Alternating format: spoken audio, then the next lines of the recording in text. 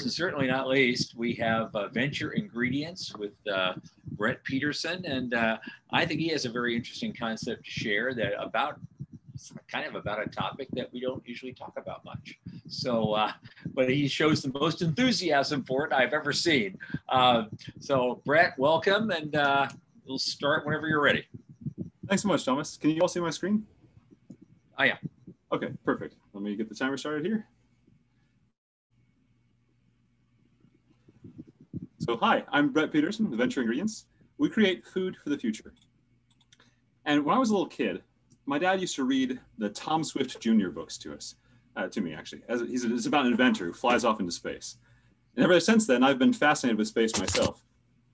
But to get there, to get out in space personally, there's some hurdles we all collectively have to overcome. One of those is food. Pardon me, slideshow's not working here. There we go. Food limits space. It's expensive and it takes up room and weight, and it puts hard limits on mission duration and crew size.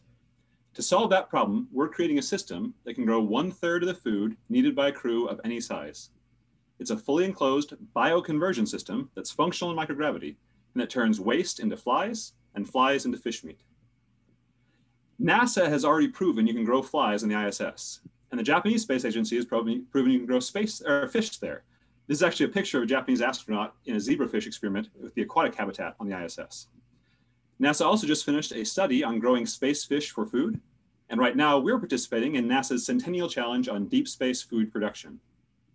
In sum, this is happening, and with the right partner and the right funding, we believe we can break the food barrier and unlock the stars. So how do we get there? Well, first, we pursue SBIR grants and network at events like this one to get a proof of concept module installed in the space station. Just yesterday, at this event, actually, I got the contact info for a company that might be able to help us get there, get a module onto the ISS. Then, as commercial space opens up over the next couple of years, we'll go after the massive new markets as part of that. For example, the $425 million opportunity to provide food for Elon Musk's fleet of starships to Mars. Capturing that market positions us to be the premier and obvious providers for food at lunar and Martian bases. But those markets don't exist yet. So to get there, we need to work here on Earth first. So let's talk about poo. You and I are factories, and our output can be euphemistically called biosolids. We all produce a lot of it, on average about 1/2 pound per day. That's 3.5 billion pounds per day of human waste on our planet, and it has to be taken care of somehow. Here in the US, treating that waste is big business. There are more than 50,000 sewage treatment sites in the US alone, and they pay $100,000 to $300,000 annually per site to pick up biosolids. About 50% of that's turned into fertilizer, and the rest is either buried in a landfill or burned. Now, let me pause here a moment. You may be surprised to hear that we spread human waste on our fields as fertilizer, but I promise you it's true. I got my data both from the EPA and from Stacy, an executive at a waste treatment company, when we discussed a potential partnership. Waste haulers get paid 55 cents per pound for that waste as fertilizer. They can only sell it half the year. In part, that's because as a farmer, you don't spread fertilizer all the time. You spread it at certain times of the year. But in part, it's also because the EPA has hard limits on how often you can spread human biosolids on your field. So the rest of the time, those waste haulers have to pay to put those solids in a landfill or pay to have them burned. We solve that problem. The same processes we use to make food in space can be used here on the ground. We can double the value of human waste, and we can sell it all year long into a $9 billion fish meal market that is growing at 9% per year. Our specific insect product, black soldier fly larva, is already a $2 billion global commodity, primarily used in fish feed. So to summarize, we're selling an in-demand product into a market that's hungry for it at twice the value our American competitors can demand. That said, we do have fast-growing competitors in the fly larva space. Protix raised $45 million in funding in 2017, and are now a $36 million company in terms of annual revenue. InnovaFeed raised $55 million in 2 rounds in 2018, and now they've cracked $40 million in annual revenue. AgroProtein out of England raised $11 million from the Gates Foundation, and then got another $105 million in 2018, and they cracked $30 million in annual revenue. This is big business. But all these competitors are in Europe, and they're all using plant waste instead of biosolids. They pay for their feedstock. By contrast, we get paid to pick up ours.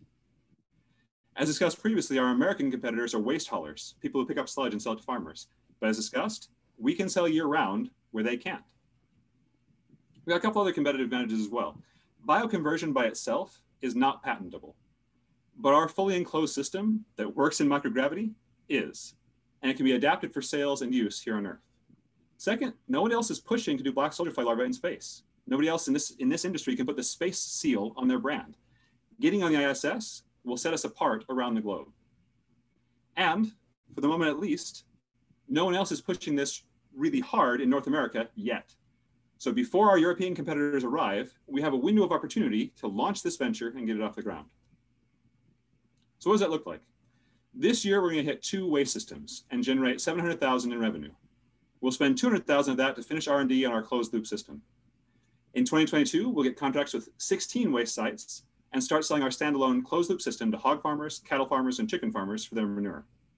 That will make us cash flow positive with about $5 million in revenue. We should hit $23 million in revenue in 2023. To do that, we're seeking between $500,000 and $1 million in seed funding. Now, we've already got the land for our pilot facility. The seed funding will go to leasing or buying a sludge truck, finishing the R&D on our closed loop system, and building out the rest of our pilot facility. Our team is made up of serial entrepreneurs. So I'm a former product manager in charge of a $110 million North American book of business for an ingredient company. So I had connections kind of in this space and adjacent spaces that I've been able to spin up and get this started. And I previously had one small but successful exit. Karen, our CFO, has taken 2 startups from red to black. And Brannon, our sales lead, has a lot of experience in high-dollar, blue-collar sales in construction and land use and other related industries.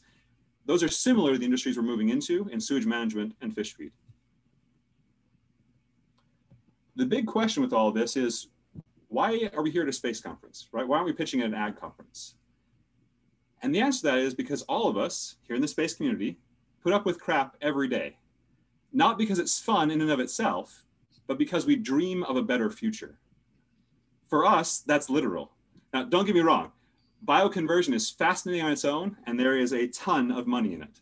But it's worth doing because it can take us to the stars. Second, we're pitching here in the space community because we need your help. This community understands literal moonshots. It understands the importance of things that aren't sexy at first, like life support systems. This space community understands how to handle massive, capital-intensive infrastructure projects involving tens of thousands of people, like we want to grow into. For us to tackle the human waste challenges on this planet, which are tied to water stress and land use and 100 other vital parts of this blue marble, we need partners who can think and act at that scale, even while we're still stretching our wings. So yes, we will pitch the Cargills and the Veolias of the world, and we'll participate in the next manure challenge. But the vision of humanity venturing out into the stars from a clean world with vibrant fisheries and sustainable agriculture is something we can share here in a space community in a way that doesn't make sense anywhere else. Bioconversion, both on Earth and in space, will take humanity further than we've ever gone before. Thank you. Right on time. Oh, this is everybody's done so well today. Judges, questions? So I was a brief advisor to Grubbly Farms, Right. which is black soldier fly larvae, specifically for chicken feed. Mm-hmm. They will actually take black soldier fly will eat anything organic. It doesn't have to be human waste. So, but in their case, they had to go through a processing of the larvae before they were able to package it for the. Do you have that process, or do you go directly from the live larvae to the fish? So we can do both. In Europe, our European competitors can sell it straight, but there's actually a growing market, about $2 billion market for live whole, live or dead, black soldier fly larvae. So you can sell it just straight. It's a lower price than if you process it, of course, but our estimates are actually using that lower price for just straight larvae. Okay. When it comes to aquaculture in space, you know, one of the great fears and risks is you now have a biodynamic system that is incredibly difficult to keep sustainable. They're very fragile. Right. Have you done any work with any of the vat grown meat companies to be able to take the organic material from the black soldier fly larvae and actually provide that as feedstock into vat grown meat and precursor material production. Are you talking like Impossible Meats and Beyond Beef, those kind of guys, like the 3D printed guys? We haven't explored that yet, but that's a great idea, actually. That's something we'll definitely look into. So I'm going to take that as a note. For example, one of the things that we've invested in is a company called New Age Meats, because when you're talking about human habitation in space, you're not going to bring a cow, you're not going to bring a pig, but if you want a burger, you're going to grow it. Same with fish. There are a fair number of companies out there that are, vat grown fish, vat grown. I mean, there's a company making a really good foie gras out of from a vat. Wow. Right. So I would definitely look at that, because the industry is moving beyond NASA when it gets to aquaculture and just going directly to growing it directly. Awesome. I love that. For us, sorry, that simplifies our process dramatically. That's great. Yeah. For your current market, how far away are you from, with the terrestrial market, selling the black soldier fly larvae, through your process? How close do you think you'll get before your cash flow break even? We're positing next year being cash flow break even. Okay. And part of that's because we get paid for the sludge hauling as well, right? So if we can haul away the sludge, so we get we get paid on both ends. Fun. Right. Grubbly got the same thing. They were paid to take care of material, and they were paid on the back. It's a great little business to be in, and it's easy to scale.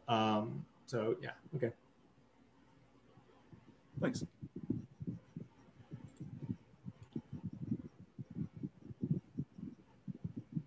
Anybody? Okay, I guess hearing no further questions, we're going to move along. Brett, thank you so much. Thanks, great job. You need to give up the screen now. I'm trying to, yeah. So hold on a second. Okay. There we go. And we're just a few minutes away from our allotted time in this part of the program. I want to thank you all for being here, and thank all the great teams that presented today, and thank you to the judges. Now, as I understand it, very soon now, the judges and I are supposed to move off to a breakout room somewhere where we can actually discuss who's going to get the $5,000 sponsored prize today. As we know, many are called and only one can be chosen today. But what I like to think of as the service after the sale is that these sessions are being recorded for future viewing. There's people watching live today. These things will be streamed later by Foundation for the Future on their website. And as soon as we get the recordings all in, I will also be posting those links for people who want to look further on our own site at the Center for Space Commerce and Finance, and also at all our social media outlets that we use, particularly Facebook, Twitter, and LinkedIn. So at that point, I guess we're going to move ahead, and if I can get some help from somebody in moving into the breakout room, Leo or Lee or whoever knows about that. Yes, Michael, can you help Tom in breaking all the judges out to breakout rooms so that they can go ahead and discuss the amazing competition that we just showed off? Sure, Fabio's going to tackle that. Fabio, it's Michael Mealing, Shuber, Ernie, and of course, Tom. Tom, do you want anybody else in on that conversation? Nope. Okay. In a word, no. This is a private thing, so. Could you just give a moment of clarity on a little bit of the judging criteria, what you're looking for, things like that? I think that would just give the audience a little bit better understanding. Sure. Hold on. I'm not going to share my screen. I just want to look up something because I just sent all this stuff off to the judges earlier this morning, and I just want to go from. Let's see. Sure. Well, we wait for you, Tom. Michael, I got it. Okay, I got it. But basically, they're going to be looking at things like executive summary, not just the presentation they saw, but the judges have had in advance the executive summaries and the slide decks to look at before anybody presented today. So they're going to be looking at the executive summary itself as an effective tool, as a standalone overview to see if it generates more positive questions. They're going to look to see whether the products or services described are all compelling. All very compelling and all very unique. And they have their proprietary position. Do they meet the criterion of space related, or space scalable, which I think they all do. And does the product service advance the new space meme in particular? They're going to look at the markets, their competitive analysis, the backgrounds of the team. The team is always important. As we always say, investors, they invest in teams as much as they invest in technologies. They want to make sure they have the right people that they think are capable of pulling off a specific business vision. So they're going to, and of course, a summary of the financials. They're going to be discussing all this. And I always throw in a question at the end, which is looking at all these teams, would you put your own money into one of these companies? Right. And that's a kind of a question in the background. And that's what we're going to be looking at today. And I want to thank everyone again for sticking with us. I thought it was a really great event. I hope you all enjoyed it. And if this thing goes well, we're going to be doing similar events in August and November of this year as part of this. Definitely. I wanted to ask you really quick, Tom, because you have you've been doing this for a good while. But this is the first time that you've actually done it digitally.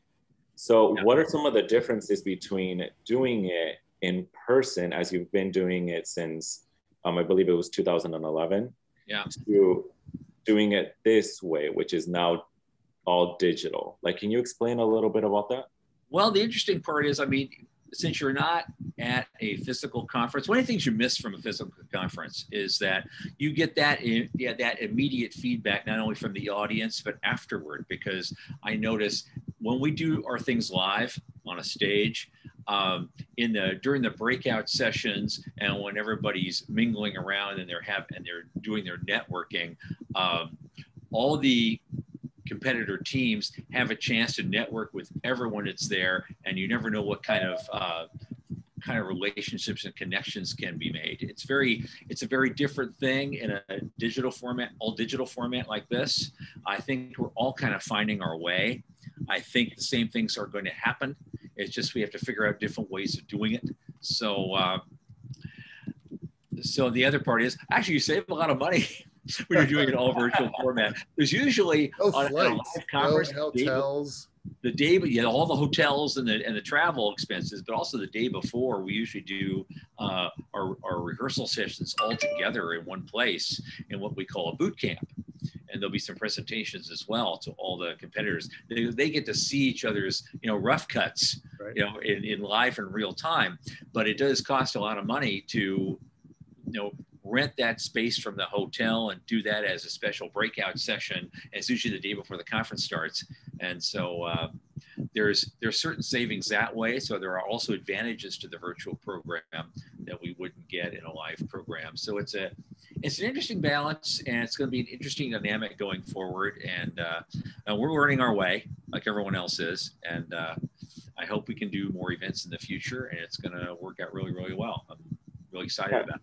Very much so. It has its pros and cons, of course, but I think for this being the first time, it went so smooth and so streamlined. And obviously the presentations that the contestants showed were not only creative, but we also have to look at it as, it still is a business competition. And we have a process for that. That's why it takes a lot of work to make it look slick. It's we do a lot with that. That's kind of the value add that the center brings to this. So I'm glad it turned out well, because always my heart was in my throat when we first started this, because I didn't, this is the first time we've done it this way, and so it was a big big pressure. But I think it went well, and I guess at this point we're at the end. Got the hook, sir. We're going to pop you over to the breakout room. We appreciate all of the competitors. Yep. And the announcement will be later this afternoon, I believe at 3:45, but I have to look at the schedule. I don't know that. Okay. I thought it was around 3:30, but yeah. Good. Thank you so much. See you guys later. Thank you so much, Tom. And yes, of course, you can catch the results later. I think the judges have their work cut out for them.